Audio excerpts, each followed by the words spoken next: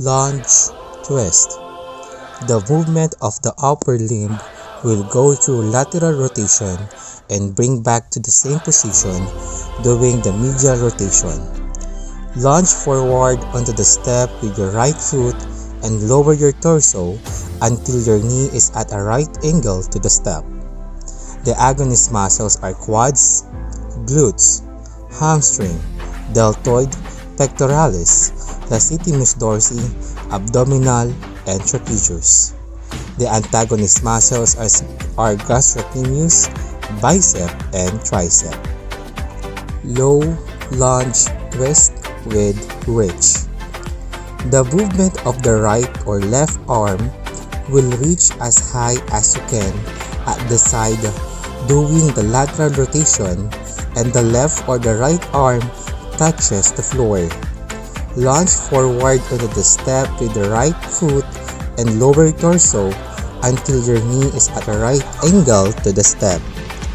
The agonist muscles are deltoid, trapezius, latissimus dorsi, glutes, hamstring, and quads. The antagonist muscles are bicep, tricep, pectoralis, and abdominal. Single hip rotation. Stand with hands on hips, lift leg to waist, level and bend knee, rotate body to the side, rotate back, then return to starting position. Repeat with the opposite leg. The agonist muscles are glutes, quads, and hamstring. When do the rotation and doing the abductions, the two muscles will relax. The antagonist muscles are the abdominal, pectoralis, trapezius, biceps, deltoid, and latissimus dorsi. Russian twist. The exerciser will then lay themselves on the floor with the cushion resting against their back, placing their both hands in front. The feet of the exerciser will raise off the floor with the knees bending as they do so, creating a V shape with exerciser's legs. At the same time, the exerciser will hold both hands and draw it over one side to their hips while simultaneously raising their torso off the cushion, essentially balancing on their glutes. The agonist muscles are abdominals, trapezius, deltoid, pectoralis, and latissimus dorsi. The antagonist muscles are quads, biceps, tricep, glutes, and hamstring. Rotational forearm plank. Straight body from head to toes and the both forearm touches the floor. Tighten abs and glutes to hold up your body. Reach elbow up toward the sky and slowly twist upper body back. Look the same direction. Hold 1 to 3 seconds and return slowly and repeat other side to count 1 repetition.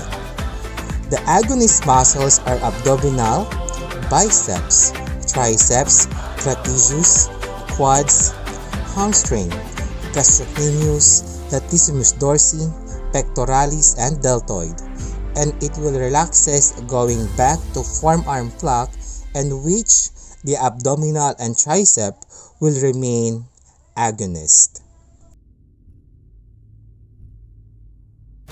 Frontal planes of motion. Side lunge. The agonist muscles are gluteus medius, gluteus maximus, and quadriceps. Antagonist muscles are hamstring. Second, bend forward or sideward. Agonist muscles are lateral deltoids and supraspinatus.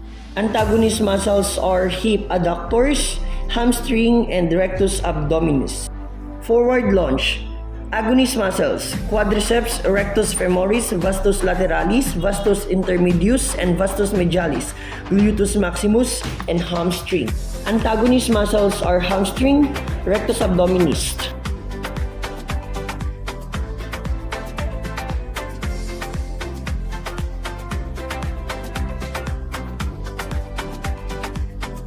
Diagonal lunge. Agonist muscles, quadriceps, rectus femoris, vastus lateralis, vastus intermedialis, and vastus medialis, gluteus maximus, and hamstring. Antagonist muscles are hamstring and A squat is a strength exercise in which the trainee lowers their hips from a standing position and then stands back up. The primary agonist muscles used during the squat are the quadriceps femoris, the adductor magnus, and the gluteus maximus, while the antagonists during the squat are hip flexors. Hip flexors allow the flexion of the hip. There are multiple hip flexors. These include the inner hip muscles, iliopsoas, which are the main flexors of the hip, but there are many others that are important in flexion. Another example of sagittal is a lateral lunge, also known as a side lunge. It is a bodyweight exercise that works for multiple muscle groups throughout your lower body, including your quadriceps, abductor, glutes, and hamstrings.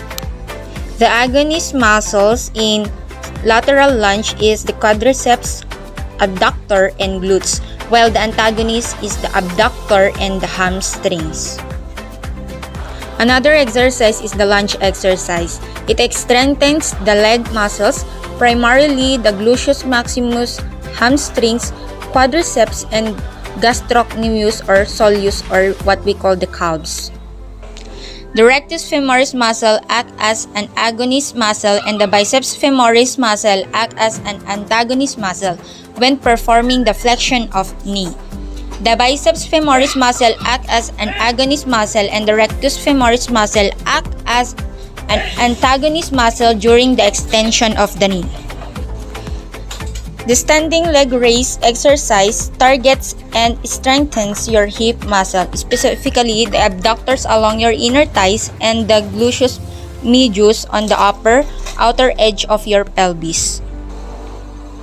The main muscle properly called the agonist in straight leg raises is your iliopsoas, which is better known as your hip flexor.